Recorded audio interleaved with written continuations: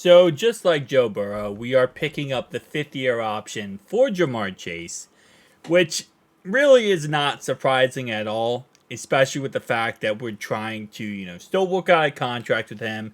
He doesn't really want his contract until Jay Jettis, Justin Jefferson gets his contract, so he can end up becoming the highest paid wide receiver in the league. So, yeah, we are now picking up his fifth year option, which is going to be a $21.8 million fifth year option. It's fully guaranteed. Keep in mind that this fifth year option is not like for this year, it's for next year. So, for example, this year he will still be playing out the remainder of his contract, which of course will be a 1 year, $9.806 million contract. And then this will go into effect the year after that. So 2025 is when this will kick in. And this will be, again, like I said before, a $21 million, $21.816 million fully guaranteed contract. So this is kind of like Jonah Williams' situation where, you can't cut him because if you cut him, you still got to pay him the 21.816 million. I'm not saying you would cut Jamar Chase. I'm just saying it's the same situation, right? So reality wise, we're going to try to get a contract done as soon as humanly possible. But what you don't want to do is have him go into this year on 1 year left on his contract, and then you don't pick up the fifth year option, and then you lose the opportunity. You have to pick up the fifth year option by a certain date. You can't just wait. You have to pick it up. So that's why, again, we're picking it up now so that we can make sure that everything is good in case anything happens. Again, at the end of the day, you never know. Negotiation talks, while they might seem simple for some people, they're really not. At the end of the day, Chase is going to have a number in his mind of what he wants. Bengals going to have a number of what they want.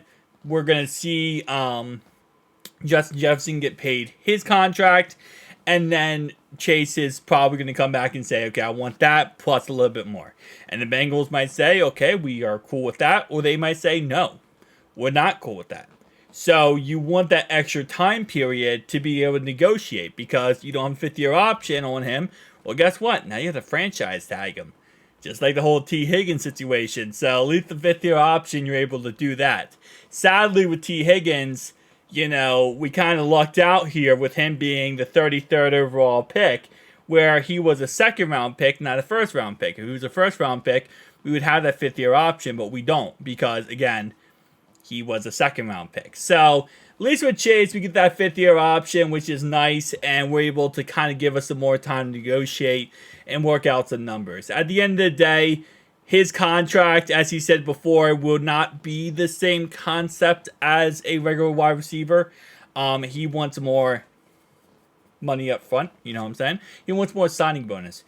As he said, he doesn't want to take from the same well as other players will. The well being salary cap. He wants a signing bonus that is ridiculously crazy, which again lets you be able to prorate it over a certain amount of time, usually 5 years, and you can kind of split that money up. So it's less money per year as a cap hit, but Chase is still going to get his money as much as he wants. So I'll be interested to see how they work out that contract and when to negotiate it. My guess is though it's not going to get done anytime soon. Like again, Justin Jefferson's contract has to get done first, okay? That's number one.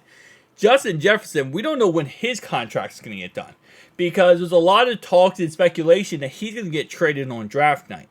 And if he does get traded on draft night, right, which obviously is tomorrow night, he'll have to go to a new team, and then they have to start negotiation talks themselves. Now, if he does get traded, most likely there will already have been some structure of negotiation talks with that said team. You're not just going to trade a guy who's about to cost you $35 million a year to a team, and the team's never talked to him before about a contract. That just doesn't make logical sense.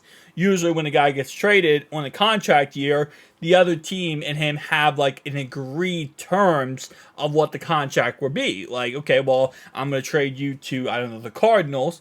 Well, the Cardinals already talked to you and say, hey, listen, this is what we want to offer you. And then you go, okay, I'll take that. and then you agree on the terms, and then the trade goes through. Because if you refuse to trade, if you refuse to play for them, or refuse to sign a contract, then they're not going to give up as much as they would if you would play for them for a long time, right? They're trading for a guy for a long time. They're not trading for a guy for a 2-second, season thing. So again, so if he does get traded on draft night, we'll get the contract hopefully figured out in the next couple of days for Justin Jefferson. And then for us, then Chase's contract will kind of go into full effect. But again, that's going to take some time. So 5th-year option is the best for us here. Gives us a little bit of a leeway room here, so we don't have to worry about that franchise tag. And in reality-wise, I mean, you might think $21.816 million is a lot.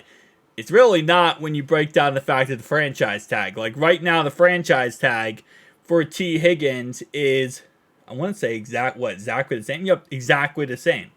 So it's $21.816 million. So it's literally exactly the same. And that's only going to go up higher and higher. Keep in mind, the franchise tag is the top 5 salaries of that said position divided by 5. It's the average of the top 5 salaries. So if Justin Jefferson gets paid $36 million, and then Chase gets paid, let's say, it wouldn't be Chase here, but let's say another receiver gets paid crazy money, then that, tag is probably going to go up to like $23-24 million, which is going to, again, be less than what Chase's 5th-year option is. So, going to be interested to see how this all works out. But tell me down below your thoughts and opinions. I'll see you guys in the next one.